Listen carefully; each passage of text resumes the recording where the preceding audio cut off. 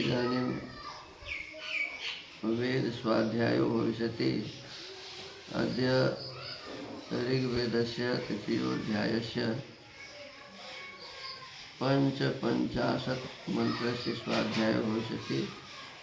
स्वाध्यायमानमन्त्रस्य पुनर्नः पितरो मनो इत्येतानि प्रथमानि पदानि सन्ति। अब वेद स्वाध्याय होगा। आज यजुर्वेद के तीसरे अध्याय के 55वें मंत्र का स्वाध्याय किया जाएगा। स्वाध्याय किए जाने वाले मंत्र के पुनर्नः पितरो मनो ये प्रारंभिक पद हैं। ओम पुनर्नः पितरो मनो ददातु दैव्यो जनः जीवं व्रातं सचेमहि।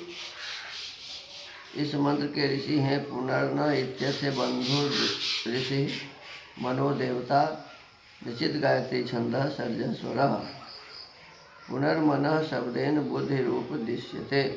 फिर मन शब्द से बुद्धि का उपदेश अगले मंत्र में किया है।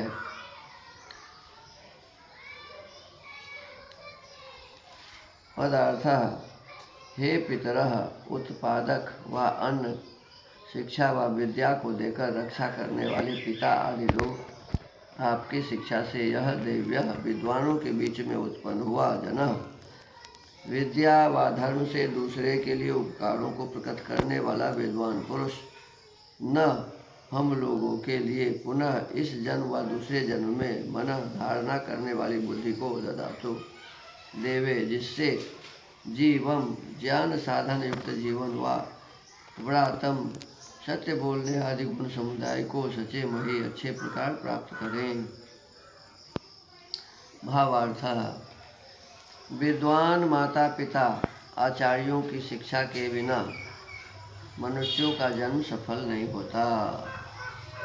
देखो क्या कहा गया है कि हमारा आपका जीवन सफल कब होगा, तो कहा कि माँ भी विदुषी होगी, पिता भी विद्वान होंगे और गुरुजन भी विद्वान होंगे।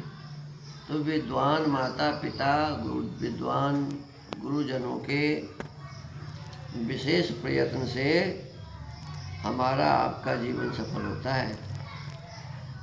कहा कि जीवन का माने शिक्षा के बिना मनुष्यों का जन्म सफल नहीं होता। और शिक्षा किससे मिलेगी? माँ पढ़ी लिखी रहेगी तब ना शिक्षा देगी, पिता पढ़े लिखे रहेंगे तब ना शिक्षा दें। तो इसी प्रकार माँ भी पिता भी और गुरुजन भी जो जितने अच्छे विद्वान होते हैं वो उतनी अच्छी शिक्षा देते हैं। तो कहे तभी हमारा मनुष्य जीवन सफल होता है। और मनुष्य भी उस शिक्षा के बिना पूर्ण जीवन व कर्म के संयुक्त करने को समर्थ नहीं हो सकते। इससे सब काल में विद्वान माता पिता और आचार्यों को उचित है कि अपने पुत्र आदि को अच्छे प्रकार उपदेश से शरीर और आत्मा के बल वाले करें। माने शरीर का बल और आत्मा का बल ये अलग अलग होता है। शरीर मोटा तगड़ा होके भी आत्मा कमज़ोर होता है और पतला शरीर होके भी आत्मा मजबूत होता है। तो शरीर का बल भी हमारा ठीक रहे, ऐसा नहीं कि हम ऐसे रोगी हो जाए कि बैठ ही नहीं सके, चल ही नहीं सके। तो स्वयं अपने शरीर को ठीक रखना, आत्मा को ठीक रखना और अपने संतानों के, अपने शिष्यों के शरीर को और आत्मा को भी बलवान बनाना, ये माता पिता और गुरुजनों का कार्य है।